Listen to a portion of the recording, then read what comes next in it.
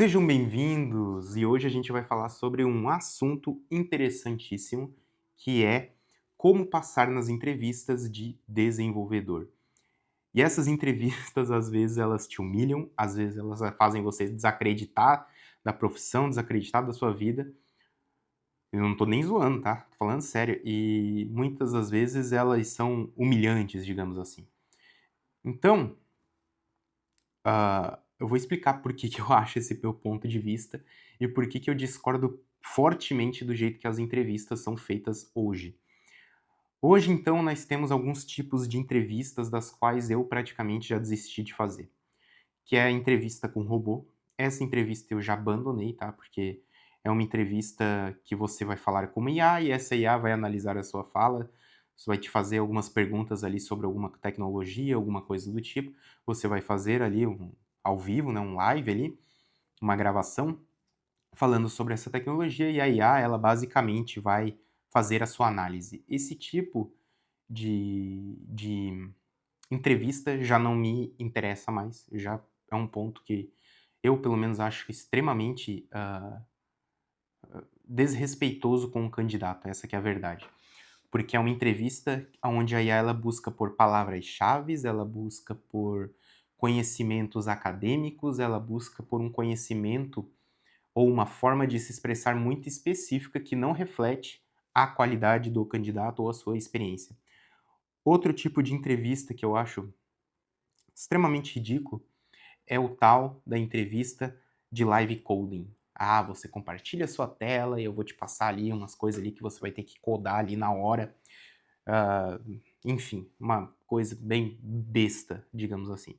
Então, essa é a mais comum e essa é o tipo de entrevista que até me dá mais raiva do que até a de IA, para ser bem sincero, porque ela não analisa o seu conhecimento, ela não analisa o seu potencial, ela não analisa nada e ela basicamente ela é uma, como eu posso dizer, o caminho fácil para análise de candidatos.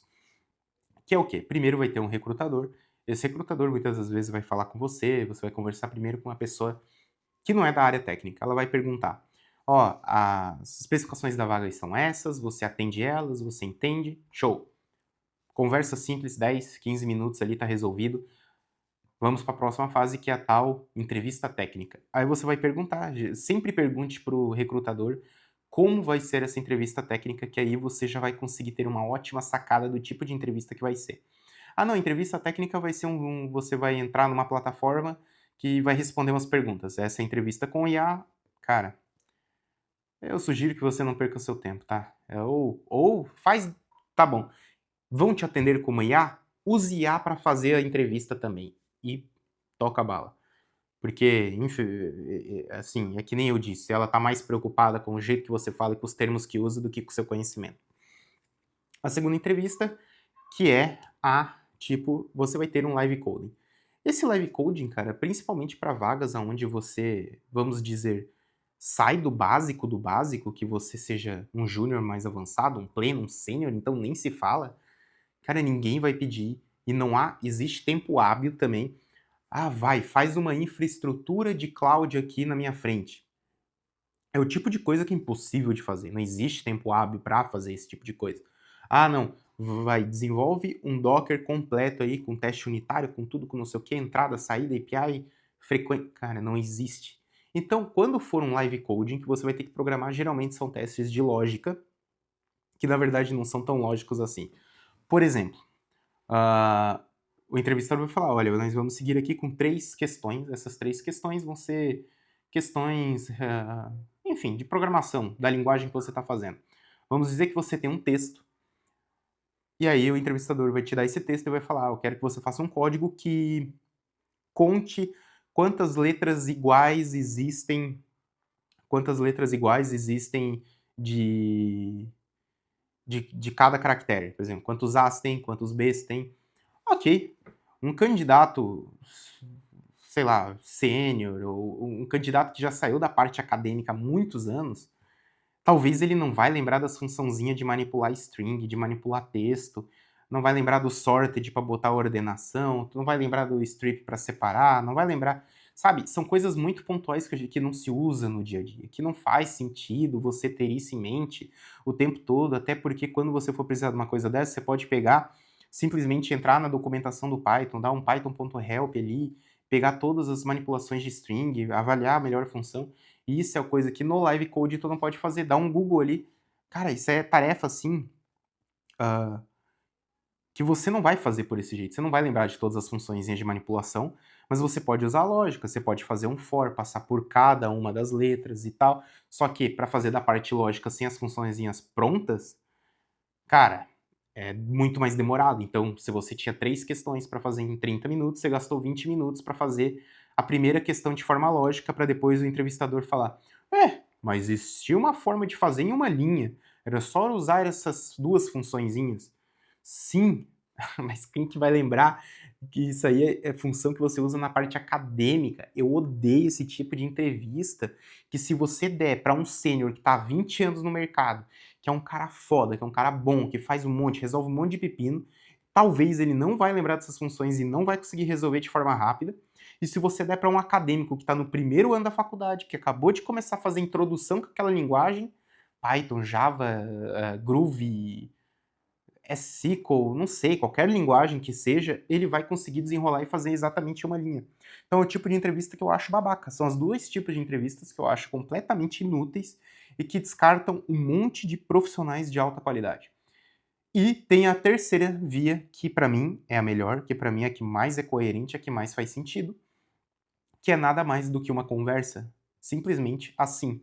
Você vai sentar com outro profissional e vocês vão conversar diante de algum cenário, de alguma especulação, de alguma necessidade. Exemplo, temos um Eberin, que é um, um banco vetorial. Qual a melhor forma de armazenar esse banco vetorial? Qual que é o melhor lugar para guardar esse tipo de banco?